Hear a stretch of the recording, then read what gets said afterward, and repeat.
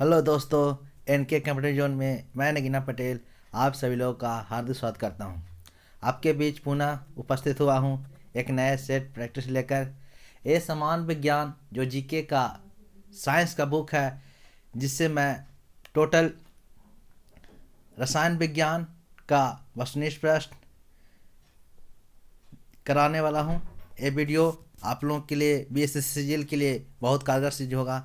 इसमें सारे क्वेश्चन किसी न किसी एग्जाम में पूछ लिए जाते हैं, इसलिए ध्यानपूर्वक इसे देखिएगा, नहीं तो आपकी तैयारी अधूरी रह जाएगी और इससे 2 से 3 क्वेश्चन आने की चांस है। इसलिए इस वीडियो को ध्यानपूर्वक लगाइए। चलिए क्वेश्चन की शुरुआत करते हैं। तो पहला क्वेश्चन, आधुनिक रसायन शास्त्र का जनक किसे माना जाता है? तो आधुनिक रसायन शास्त्र का जनक किसे माना जाता है?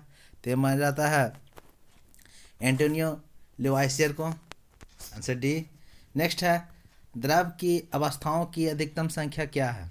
तो द्रव की अवस्थाओं की अधिकतम संख्या 5 है। ठोस, द्रव, गैस, चौथी प्लाज्मा और पांचवी बोस-आइंस्टीन कंस्टेंट। नेक्स्ट है तीसरा, समानता द्रव की अवस्थाओं के भौतिक वर्गीकरण में अवस्था शामिल नहीं होती। तो समानता द्रव की अवस्थाओं के भौतिक वर्गीकरण में अवस्था शामिल नहीं होती। तो कौन सी अवस्था शामिल नहीं होती? तो ये शामिल नहीं होती, कोलाइडल शामिल नहीं होती। Answer A. नेक्स्ट है क्वेश्चन नंबर 4, देखिए। पदार्थ की उन अवस्थाओं में से एक है जो बहुत ही कम घनत्व वाली गैसों को अत्यंत कम तापमान के तहत ठंडा करके प्राप्त होती है। तो कौन है? तो वह है बोस आइंस्टीन घनीभूत, पांचवी अवस्था। नेक्स्ट है क्वेश्चन नंबर 5, विज्ञान के संदर्भ में निम्नलिखित में कौन सा गुण मिश्रण का नहीं है? तो विज्ञान के संदर्भ में निम्नलिखित में से कौन सा गुण मिश्रण का नहीं है? तो कौन सा गुण मिश्रण का नहीं है? तो कौन सा गुण मिश्रण का नहीं है? तो आंसर ए, इसकी संरचना नियत होती है, तो मिश्रण का एक गुण नहीं है। शेष सभी गुण है या 2 या अधिक तत्वों अथवा यौगिकों द्वारा बनता है। सही है। इसे भौतिक तरीकों से अलग किया जा सकता है। सही है। किसी मिश्रण के घटक अपने गुणों को बनाए रखते हैं। सही है। क्वेश्चन नंबर 6 है, निम्नलिखित कथनों में से कौन सा कथन सत्य है? तो सत्य कथन को पसंद करना है। पहला देखिए, पानी हाइड्रोजन और ऑक्सीजन का मिश्रण है। दूसरा देखिए, पानी नाइट्रोजन और ऑक्सीजन का एक यौगिक है। तीसरा देखिए, पानी ऑक्सीजन और हाइड्रोजन का एक यौगिक है। चौथा, पानी एक मूल तत्व है। तो कौन सही सम्मिलित है? तो सही सम्मिलित है आंसर सी, पानी ऑक्सीजन और हाइड्रोजन का एक यौगिक है। सही आंसर सी सही है। हवा एक है, तो हवा एक क्या है? तो हवा एक है आंसर डी, दोनों तत्वों और यौगिकों का मिश्रण। हवा एक है दोनों तत्वों और यौगिकों का मिश्रण। Answer D. नेक्स्ट है क्वेश्चन नंबर 8, किसी तत्व का परमाणु भार ज्ञात करने के लिए निम्नलिखित में से किसके साथ उस तत्व के परमाणु भार की तुलना की जाती है? तो किसी तत्व का परमाणु भार ज्ञात करने के लिए निम्नलिखित में से किसके साथ उस तत्व के परमाणु संख्या की तुलना की जाती है? तो किसके तत्व के साथ उस परमाणु संख्या की तुलना की जाती है?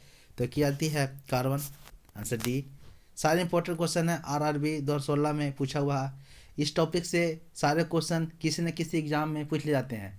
ये मास्टर वीडियो मैं 100 क्वेश्चन का 6 वीडियो प्रोवाइड कराने वाला हूँ। पूरे साइंस इसमें कंप्लीट हो जाएंगे, साइंस का, केमिस्ट्री का पूरा कंप्लीट हो जाएंगे। इसी वीडियो से, मास्टर वीडियो से 5-6 क्वेश्चन आने वाले हैं, इसलिए इसे देखना ना भूलें।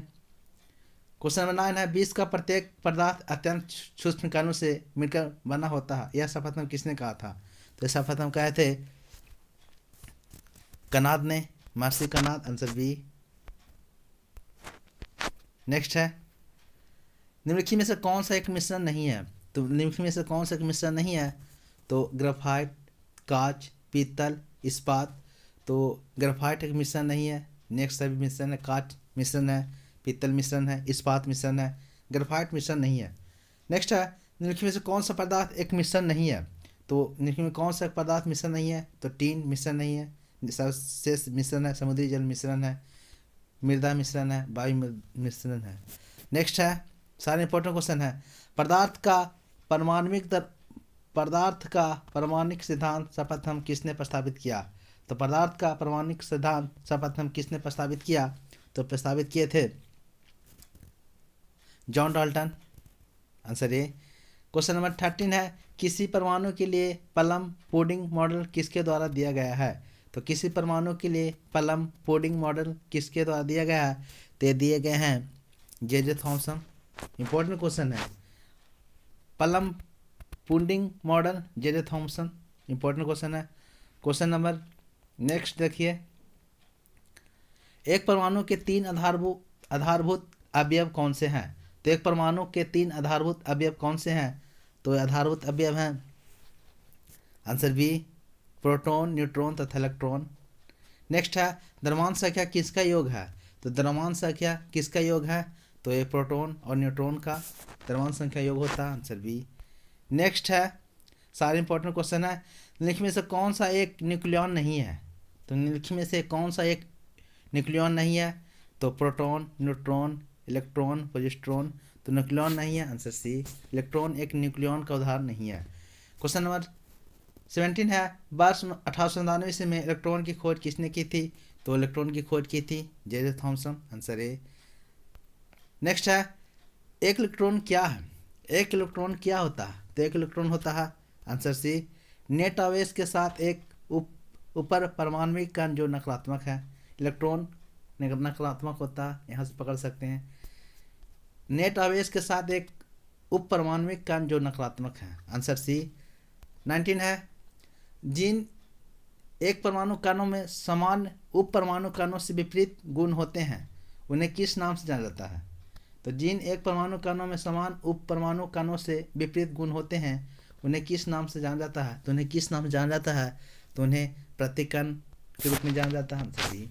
नेक्स्ट है, इलेक्ट्रॉन का एंटी पार्टिकल क्या है? इंपॉर्टेंट क्वेश्चन है, इलेक्ट्रॉन का एंटी पार्टिकल क्या है? इलेक्ट्रॉन का एंटी पार्टिकल क्या है?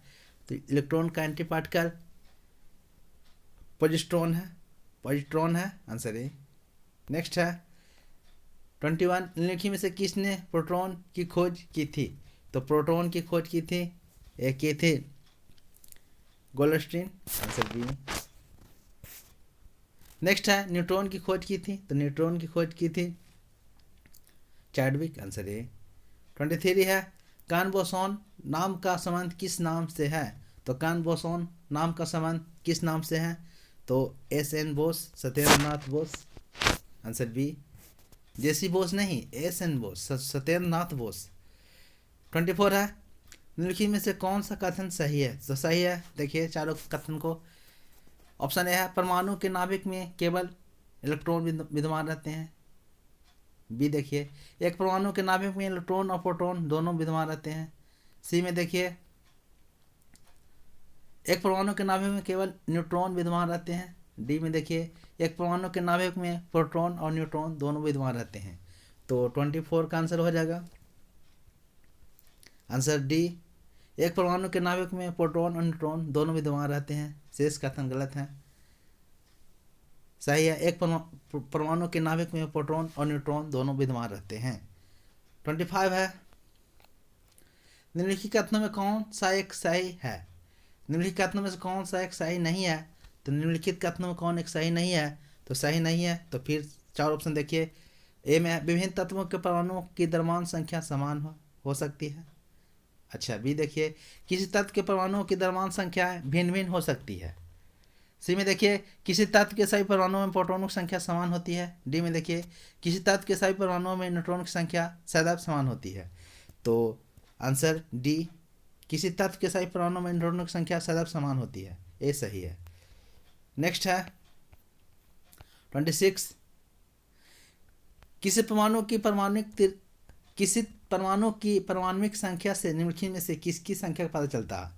तो किसी परमाणु की परमाणुक संख्या से निम्नलिखित में से किसकी संख्या का पता चलता है? तो किसकी संख्या का पता चलता है? किसकी संख्या का पता चलता है? तो प्रोटॉन की संख्या का, आंसर बी।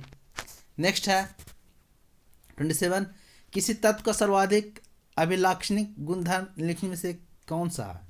तो किसी तत्व का सर्वाधिक अभिलाक्षणिक गुणधर्म निम्नलिखित में से कौन सा है? तो एक गुणधर्म है परमाणु क्रमांक, आंसर डी। नेक्स्ट है, निम्नलिखित तत्वों में से किसकी परमाणु संख्या फास्फोरस की तुलना में अधिक है? तो निम्नलिखित तत्वों में से किसकी परमाणु संख्या फास्फोरस की तुलना में अधिक है? तो फास्फोरस से जो अधिक है वो याद रख सकते हैं, फास्फोरस से अधिक है क्लोरीन की, क्योंकि फास्फोरस क्लोरीन का परमाणु संख्या अधिक होता है। निम्नलिखित तत्वों में से किसकी परमाणु संख्या नियॉन की तुलना में अधिक है? तो नियॉन की तुलना में अधिक है मैग्नीशियम का, आंसर बी। नेक्स्ट है, निम्नलिखित तत्वों में से किसकी परमाणु संख्या आयरन की तुलना में अधिक है? सब एक ही टाइप का क्वेश्चन है। तो आयरन की तुलना में अधिक है कोबाल्ट की, आंसर बी। परमाणु संख्या के आधार पर यानी लोहा का 25 होता है तो कोबाल्ट का 26-27, जो भी आप देख सकते हैं। 31 है, निम्नलिखित तत्वों में से किसकी परमाणु संख्या क्लोरीन की तुलना में अधिक है? तो क्लोरीन की तुलना में अधिक है ए पोटेशियम की, आंसर ए। नेक्स्ट है, निम्नलिखित तत्वों में से किसकी परमाणु संख्या मैग्नीशियम की तुलना में अधिक है? तो मैग्नीशियम की तुलना में अधिक है, यह है एल्युमिनियम की, आंसर डी। रदरफोर्ड का पतले स्वर्ण पर्न पर अल्फा कण प्रकीर्णन प्रयोग निम्नलिखित में से किसकी खोज के लिए उत्तरदायी है? तो रदरफोर्ड का पतले स्वर्ण पर्न पर अल्फा कण प्रकीर्णन प्रयोग निम्नलिखित में से किसकी खोज के लिए उत्तरदायी है? तो किसकी खोज के लिए उत्तरदायी है? तो ये परमाणु नाभिक, इंपॉर्टेंट क्वेश्चन है, आंसर सी। नेक्स्ट है, किसी तत्व के एक परमाणु की द्रव्यमान संख्या 23 है एवं परमाणुविक संख्या 11 है, तो उसमें होंगे आंसर बी 11 प्रोटॉन, 12 न्यूट्रॉन एवं 11 इलेक्ट्रॉन।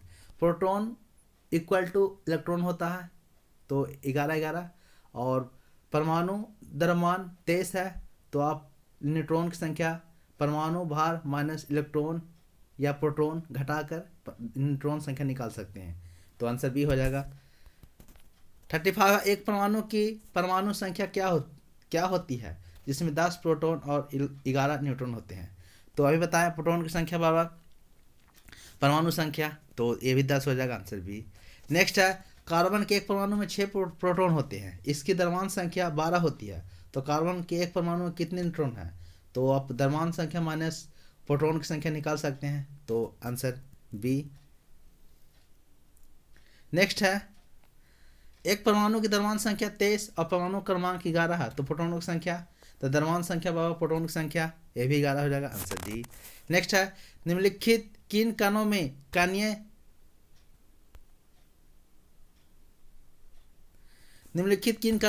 तरंग की द्वीप प्रकृति पाई जाती है? तो निम्नलिखित किन कणों में कणीय तरंग की द्वीप प्रकृति पाई जाती है?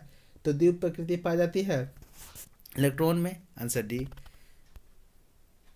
39 है, आप देख सकते हैं, काफ़ी इंपॉर्टेंट सब क्वेश्चन है, किसी न किसी एग्जाम में बीएसएससी 2016 में पूछा हुआ क्वेश्चन है, बीएसएससी 2016 में पूछा हुआ क्वेश्चन है। कितने प्रकार की क्वांटम संख्याएं होती हैं? तो कितने प्रकार की क्वांटम संख्या होती है? तो ये 4 प्रकार की क्वांटम संख्या होती है। चक्रण क्वांटम संख्या कितने मान संभव है? तो ये 2 मान संभव है, आंसर ए। 41 है, परमाणु जिसमें प्रोटॉन की संख्या समान परंतु न्यूट्रॉनों की संख्या भिन्न भिन्न रहती है क्या कहलाते हैं? तो परमाणु जिसमें प्रोटॉनों की संख्या समान परंतु न्यूट्रॉनों की संख्या भिन्न भिन्न होती है क्या कहलाती है? तो ये कहलाती है समस्थानिक, आंसर डी। 42 है, 2 परमाणुओं को समस्थानिक कहा जाता है यदि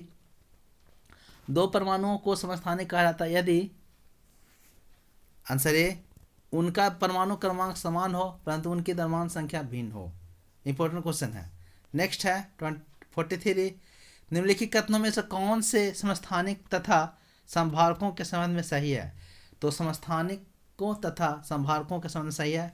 तो पहला कथन देखिए, समस्थानिक की समान द्रव्यमान संख्या होती है, दूसरा है संभारकों के समान परमाणु संख्या होती है। तो नीचे दिए कूट का प्रयोग कर सही उत्तर चुनिए, तो कूट का प्रयोग करके सही उत्तर चुनना है, तो आंसर डी, ना तो 1 सही है और ना ही 2 सही है।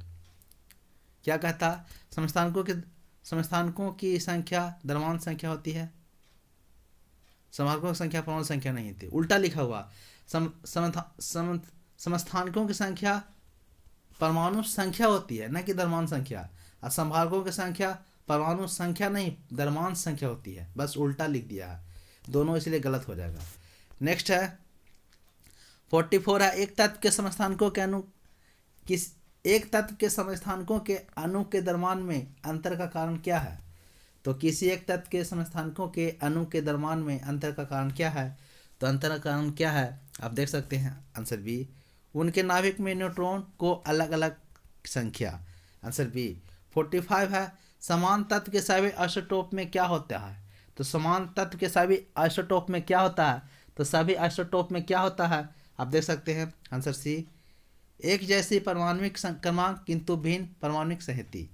आंसर बी 46 है, जब किसी तत्व के परमाणुओं की एक संख्या से ज़्यादा द्रव्यमान संख्या होती है तो उसे क्या कहते हैं, जब किसी तत्व के परमाणुओं की एक संख्या से ज़्यादा द्रव्यमान संख्या होती है तो उसे क्या कहते हैं, तो उसे कहा जाता है, उसे आइसोटोप कहा जाता है। आंसर बी, आइसोटोप्स के रासायनिक गुण हैं, तो आइसोटोप के रासायनिक गुण क्या हैं, तो आइसोटोप के रासायनिक गुण समान होने चाहिए। आंसर ए 47 का आंसर है। 48 प्रोटियम, ड्यूटेरियम और ट्राइटियम डैश के प्राकृतिक रूप से पाए जाने समस्थानिक हैं, तो प्रोटियम, ड्यूटेरियम और ट्राइटियम ये हाइड्रोजन के समस्थानिक होते हैं। Answer A. संभारकों में होता है, तो संभारकों में होता है आंसर ए, समान भार संख्याएं किंतु भिन्न भिन्न परमाणु संख्याएं। संभारकों में होता है समान भार संख्याएं किंतु भिन्न भिन्न परमाणु संख्याएं। 50 है, डैश इलेक्ट्रॉन की संख्या समान वाले परमाणु अणु आयन होते हैं, तो इलेक्ट्रॉनों की संख्या समान वाले परमाणु अणु आयन होते हैं, तो ये होते हैं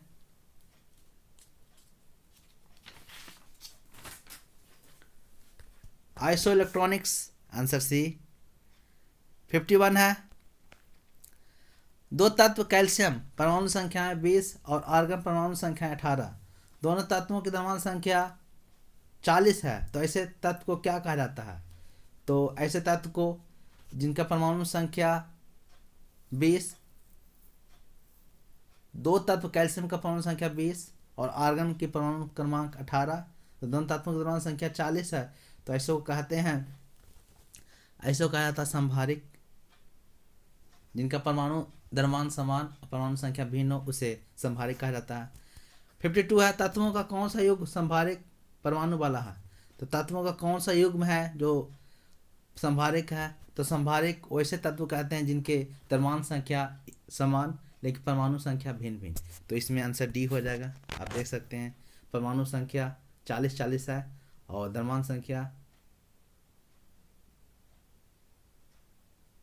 द्रव्यमान संख्या 40 है, इक्वल है, लेकिन परमाणु संख्या भिन्न भिन्न है, तो इसे संभारिक कहते हैं। 53 है, किसी तत्व के रासायनिक गुणधर्म किस पर निर्भर करते हैं, तो किसी तत्व के रासायनिक गुण किस पर निर्भर करते हैं, तो किसी तत्व के रासायनिक गुण किस पर निर्भर करते हैं, तो आंसर ए, तत्व के सबसे बाहरी कोषों में इलेक्ट्रॉनों की संख्या, तत्व के सबसे बाहरी कोषों में इलेक्ट्रॉनों की संख्या। नेक्स्ट है, रेडियो सक्रियता की परिघटना की खोज किसने की, तो रेडियो सक्रियता की परिघटना की खोज किसने की थे, तो किसने किए थे, A Henry Bakewell. Answer C. 55 है, रेडियो सक्रियता की यूनिट क्या है, तो रेडियो सक्रियता की यूनिट क्या है, तो रेडियो सक्रियता की यूनिट क्यूरी है। Answer D. नेक्स्ट है, रेडियो धर्मिता मापी जाती है, तो रेडियो धर्मिता मापी जाती है गीगर मुंगलर काउंटर से। आंसर है। नेक्स्ट है, रेडियोधर्मी वस्तुओं को किससे बने पात्र में रखना चाहिए, तो रेडियोधर्मी वस्तुओं को किससे बने पात्र में रखना चाहिए, तो शीशा में।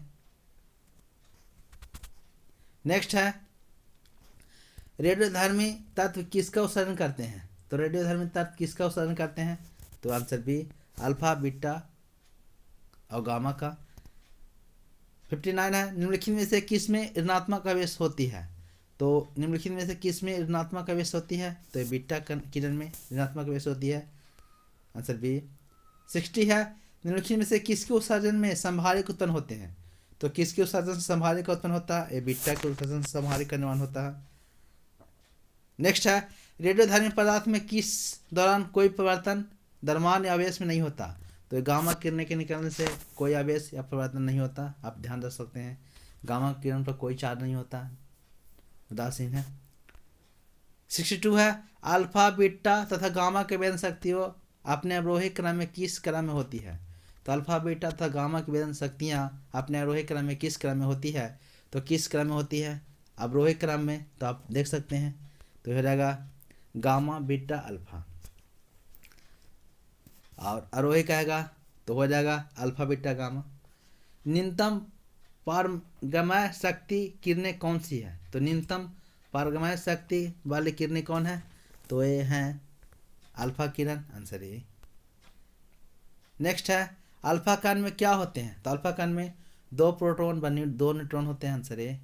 बहुत इजी है, आप लगा सकते हैं। सारे एग्जाम में पूछे हुए क्वेश्चन है, कहीं ना कहीं एग्जाम में सब क्वेश्चन पूछे हुए हैं।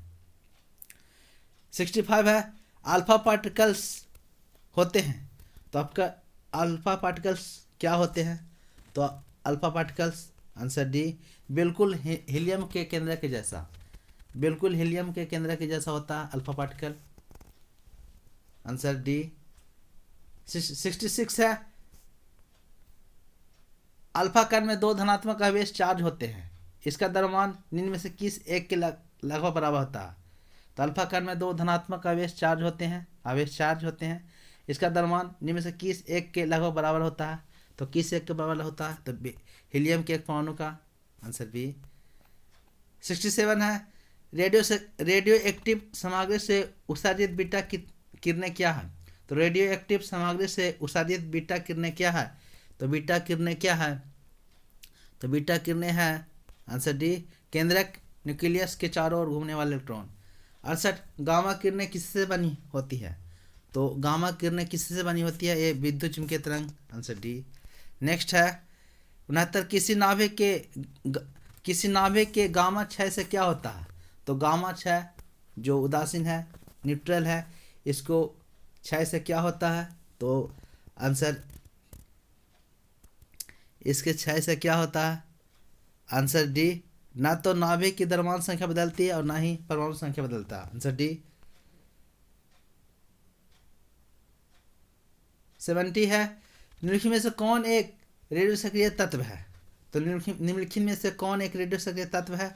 तो रेडियो सक्रिय तत्व है कौन? प्लूटोनियम एक रेडियो सक्रिय तत्व है, आंसर सी। नेक्स्ट है कार्बन डेटिंग निम्न की आयु निर्धारण करने हेतु प्रयोग होती है। तो कार्बन डेटिंग से किसकी आयु का निर्माण होता है? जीवाश्म का, आंसर ए। नेक्स्ट है 72 कार्बन तिथि निर्धारण में कार्बन का कौन सा समस्थानिक प्रयोग होता है? इंपॉर्टेंट क्वेश्चन है, सारे इंपॉर्टेंट क्वेश्चन है। देखिए BSSC 2016 पूछा हुआ क्वेश्चन है। कार्बन तिथि निर्धारण में कार्बन का कौन से समस्थानिक प्रयोग होते हैं? तो कार्बन तिथि निर्धारण में कार्बन का कौन से समस्थानिक प्रयोग होते हैं? तो समस्थानिक केवल C614 वाला जो समस्थानिक होता है, कार्बन तिथि निर्धारण में कार्बन का समस्थानिक प्रयोग होता है। 73 है एक रेडियोधर्मी पदार्थ की आयु अर्ध आयु 10 दिन है, इसका अभिप्राय यह है कि अर्ध आयु काल से क्वेश्चन पूछता है, जिसे टी हाफ से सूचित किया जाता है। एक रेडियोधर्मी पदार्थ की अर्ध आयु 10 दिन है, इसका अभिप्राय यह है कि, आंसर सी, पदार्थ के 3/4 भाग का विघटन 20 दिन में हो जाएगा। नेक्स्ट है 24 रेडियोधर्मी पदार्थ का आधा जीवन काल 70 दिन का है, उसी पदार्थ का 1 ग्राम कितने दिन बाद 0.25 ग्राम रह जाएगा? तो ये आंसर ए, 140 दिन के बाद। किसी रेडियो सक्रिय पदार्थ रेडियम की अर्ध आयु 1600 वर्ष है, कितने वर्ष बाद रेडियो सक्रिय पदार्थ का 25% अंश बच जाएगा? तो 3200 वर्ष, आंसर ए। नेक्स्ट है दोस्तों, ये वीडियो आप लोगों को कैसा लग रहा? आशा करता हूँ पसंद आ रहा होगा। 26 है रक्त कैंसर ल्यूकेमिया की रोकथाम में प्रयोग किया जाने वाला रेडियो समस्थानिक। तो रक्त कैंसर जिसे ल्यूकेमिया कहा जाता है, उसकी रोकथाम के लिए कौन सा समस्थानिक रेडियो समस्थानिक का प्रयोग करते हैं? तो समस्थानिक का प्रयोग करते हैं, आप देख सकते हैं कौन सा समस्थानिक है। तो समस्थानिक फास्फोरस 32। नेक्स्ट है 77 निम्नलिखित में से कौन सम्मिलित नहीं है? तो सम्मिलित नहीं है, ऑप्शन ए कोबाल्ट साल्ट शरीर के अतरंग के अवरोध का उपचार, ये सही है। आयोडीन 131 थायराइड अवरोधक का उपचार, सही है। फास्फोरस श्वेत रक्तता का उपचार, सही है। लेकिन गोल्ड 198 रेटिना दोष का उपचार, ये सही नहीं है। 78 है कोबाल्ट 60 आमतौर पर विकिरण चिकित्सा में प्रयुक्त होता है, क्योंकि यह उत्सर्जित करता है, ये गामा किरणों उत्सर्जित करता है, आंसर सी। नेक्स्ट है सूची 1 को सूची 2 से सम्मिलित कीजिए तथा सूचियों के नीचे दिए गए कोड का प्रयोग कर सही उत्तर चुनिए। तो सूची 1 को सूची 2 से सम्मिलित कीजिए तथा सूचियों के नीचे दिए गए कोड का सही प्रयोग कर सही उत्तर चुनिए। तो चुनना है रेडियम यूरेनियम का समस्थानिक, कोबाल्ट का समस्थानिक, आयोडीन का समस्थानिक, रेडियम का समस्थानिक। तो यूरेनियम का समस्थानिक नाभिकीय ईंधन 1 का 4, कोबाल्ट के समस्थानिक कैंसर उपचार कोबाल्ट 6, आयोडीन का समस्थानिक गलग्रैंड 131, रेडियम का समस्थानिक द्वितीय कैंसर का उपचार 1 ग्राम हो जाएगा। 79 का आंसर सी।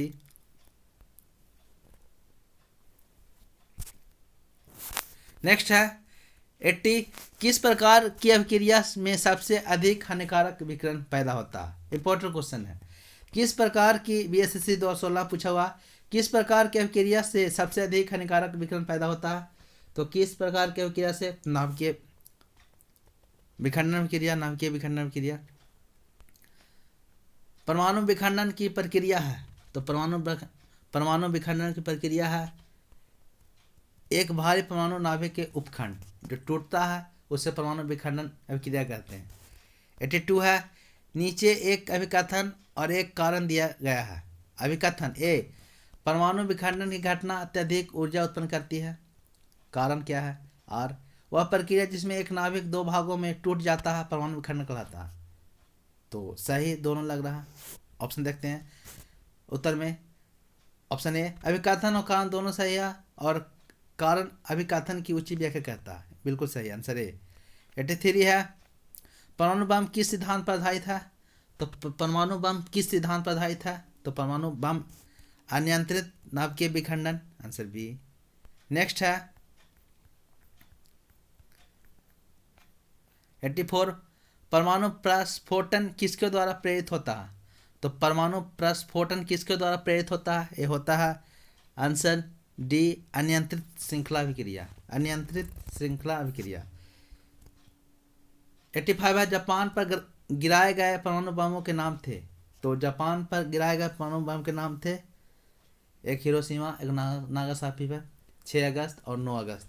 तो जापान पर के 6 अगस्त पर लिटिल बॉय और 9 अगस्त पर फैटमैन। यूरेनियम और प्लूटोनियम का ये भी याद रखें। 86 बस 1985 में नागासाकी पर गिराए गए बमों में कौन सा विस्फोट प्रयुक्त किया गया था। तो ये प्लूटोनियम और हिरोशिमा 6 अगस्त को यूरेनियम गिराया गया था।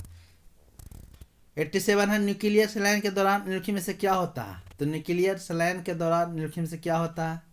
तो क्या होता है आंसर सी 2 हल्के न्यूक्लियाई मिलकर एक भारी न्यूक्लियस बनाते हैं। तो संलयन में एक दूसरे से जुड़ता है तो संलयन भी क्या कहते हैं आंसर सी। नेक्स्ट है 88 निम्नलिखित में से कौन सा सौर ऊर्जा का स्रोत है। तो निम्नलिखित में से कौन सौर ऊर्जा का स्रोत है। तो सौर ऊर्जा का स्रोत कौन है। तो नाभिकीय संलयन सौर ऊर्जा का स्रोत है आंसर बी। 89 है हाइड्रोजन बम किस सिद्धांत पर आधारित है। तो हाइड्रोजन बम किस सिद्धांत पर आधारित है। तो हाइड्रोजन बम आधारित है आंसर डी अनियंत्रित संलयन अभिक्रिया। हाइड्रोजन बम अनियंत्रित संलयन अभिक्रिया के आधार पर आधारित है। एसएससी 2011 में बीएसएससी 2016 में क्वेश्चन पूछ लिया गया है। सारे क्वेश्चन इंपॉर्टेंट हैं। हाइड्रोजन बम विकसित किया गया था। तो हाइड्रोजन बम किसके द्वारा विकसित किया गया था। तो विकसित किया गया था एडवर्ड टेलर द्वारा आंसर ए। 91 है परमाणु रिएक्टर का आविष्कार किसने किया था। तो परमाणु रिएक्टर का आविष्कार किए थे एनिको फर्मी। एसएससी परीक्षा 2016 पूछा गया। एक परमाणु रिएक्टर में नियंत्रक रॉड कैडमियम की रॉड क्या काम करती है। तो एक परमाणु रिएक्टर में जो कैडमियम की रॉड लगा रहता है वह क्या करती है। तो क्या करती है आंसर बी चेन रिएक्शन को नियंत्रित करने के लिए अतिरिक्त न्यूट्रॉन को अवशोषित करता है आंसर बी हो जाएगा। 93 है परमाणु रिएक्टर में विखंडन प्रक्रिया के दर को नियंत्रित करने के लिए डैश का प्रयोग किया जाता है जो खुद में ही विखंडन के बिना न्यूट्रॉन अवशोषित करता है। तो परमाणु रिएक्टर में विखंडन प्रक्रिया की दर को नियंत्रित करने के लिए किसका प्रयोग किया जाता है जो खुद में ही विखंडन के बिना न्यूट्रॉन अवशोषित करता है। तो किया जाता है कैडमियम का, कैडमियम के क्षार। नाभिकीय रिएक्टरों के मूल प्रक्रिया क्या है? तो नाभिकीय रिएक्टरों की मूल प्रक्रिया ये विखंडन पर काम करती है। दोस्तों, ये केमिस्ट्री पार्ट 1 का वीडियो कैसा लगा? नेक्स्ट पार्ट टोटल 675 क्वेश्चन है, जिसको मैं 6 वीडियो प्रोवाइड कराने जा रहा हूँ। आशा करता हूँ ये वीडियो आप लोगों को पसंद आएगा। नेक्स्ट वीडियो अगले वीडियो में आएगा, नेक्स्ट पार्ट अगले वीडियो में आएगा। तब तक के लिए जय हिंद, जय भारत। लाइक और सब्सक्राइब करना ना भूलें। Thank you.